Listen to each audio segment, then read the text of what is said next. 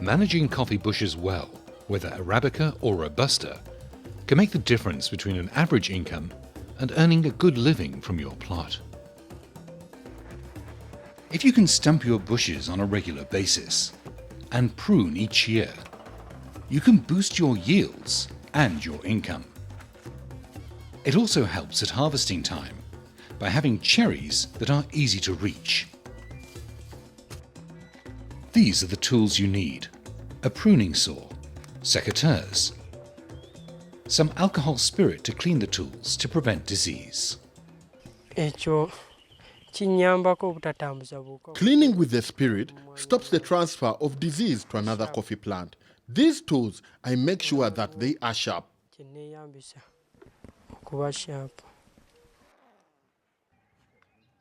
So just what is stumping, and why do we do it?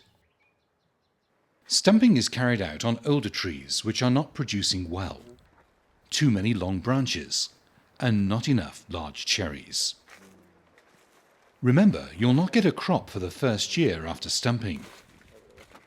So it's important to carry out stumping as part of the overall management of all of your coffee trees.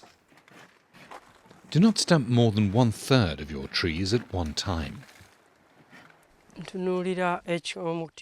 I look at all coffee bushes, and those which are giving less than 1.5 kilos, they are already old. It's time to stump them.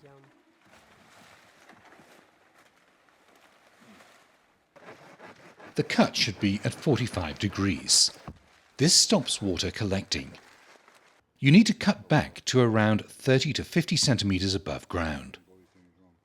In some cases, this will leave just 3 new buds. The cut needs to be smooth to help prevent disease. So smooth off the stump if you need to.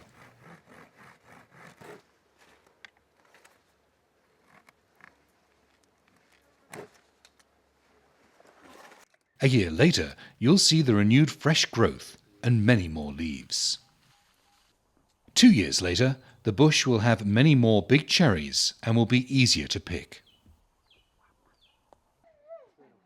Pruning is also vital for good management.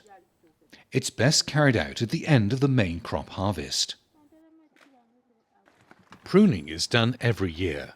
It rejuvenates the coffee bush by the removal of unproductive branches and promoting the development of new stems.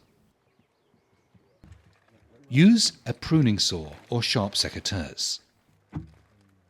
The aim is to keep the tree manageable and to make sure the main branches, the stems, get as much goodness as possible so you get a good crop.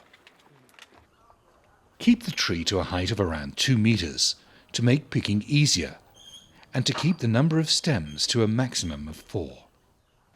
Too many stems will lower productivity. When you harvest the coffee, you can tell that this one is not going to bear again or only produce small coffee beans. This is the right time to cut it, and then you have others that you leave in the garden so they continue growing.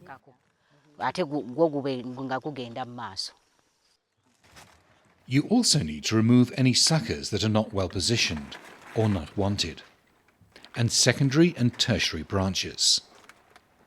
These do not give good yields and take energy from the tree.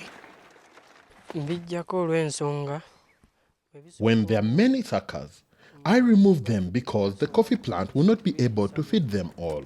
I remove the weaker upper branches and keep the main lower branches. Removing suckers can be done several times during the year.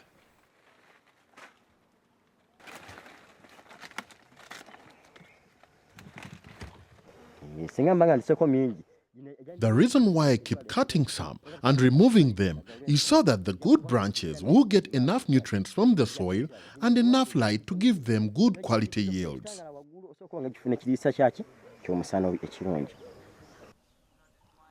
The result of good pruning is more light, more strength, and more cherries. A more open canopy also allows more air to circulate, which reduces humidity and temperature. These conditions are less favorable to certain pests and diseases. Branches that are close to the ground must also be removed, as they can easily pick up diseases. When there is disease, it's important that the branches are dealt with at the site and not dragged through the farm, as this can easily lead to disease being spread.